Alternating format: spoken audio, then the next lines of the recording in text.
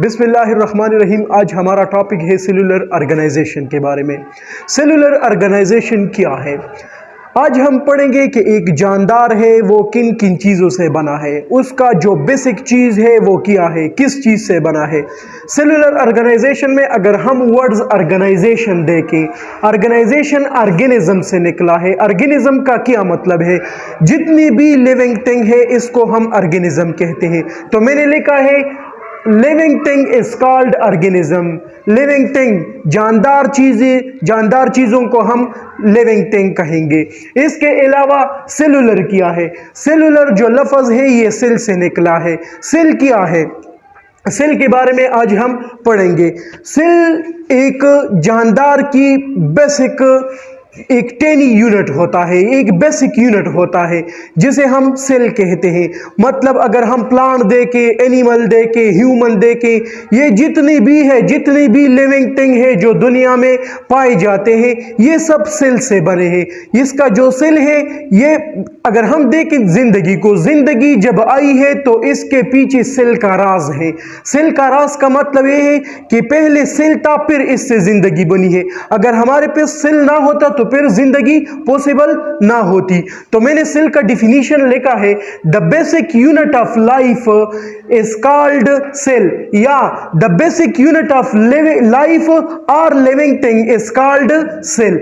Cell को किसने discover किया है? सेल को डिस्कवर किया है रॉबर्ट हॉक ने।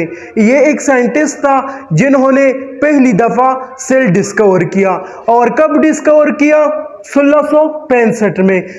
रॉबर्ट हॉक पहला साइंटिस्ट था जिन्होंने सेल को डिस्कवर किया 1965 में।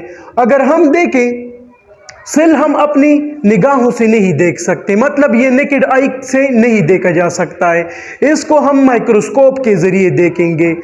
अगर हम माइक्रोस्कोप लें, इसके नीचे जो भी है हम रखें, इसमें वाज़ेह तौर पर फिर हमें सेल दिखाई देंगे। इसके अलावा अगर हम देखें सेल एक बिल्डिंग ब्लॉक है। अगर हम कहें कि एक बिल्डिंग बना है, बिल्डिंग भी तो किस चीज़ों से बना होगा? बिल्डिंग भी तो किस चीज़ों से बना होगा?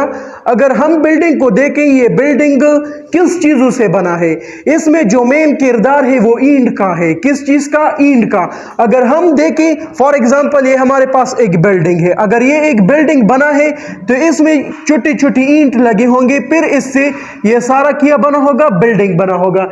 इसी तरह अगर हम एनिमल को देखते हैं, अगर प्लांट को देखते हैं, ह्यूमन को देखते हैं, इसका जो बिल्डिंग ब्लॉक है वो सेल है। जिस तरह एक इमारत में, एक बिल्डिंग में ये जो ईंट है वो एक बेसिक यूनिट है, इसी तरह ह्यूमन, एनिमल, प्लांट में सेल ये एक ईंट की तरह काम करता है। अब मैंने लिखा है cell are the building block of our bodies. ये सेल जो है ये हमारे बॉडी का एक बिल्डिंग ब्लॉक है। इसके अलावा 2 टाइप ऑफ ऑर्गेनिज्म होते हैं। ऑर्गेनिज्म को फिर हम सेल के लिहाज से 2 कैटेगरी में तकसीम करते हैं। एक है यूनिसेलुलर, दूसरा है मल्टीसेलुलर। यूनिसेलुलर ऑर्गेनिज्म कौन से होते हैं? मल्टीसेलुलर ऑर्गेनिज्म कौन से होते हैं? मैंने पहला लिया है मल्टीसेलुलर।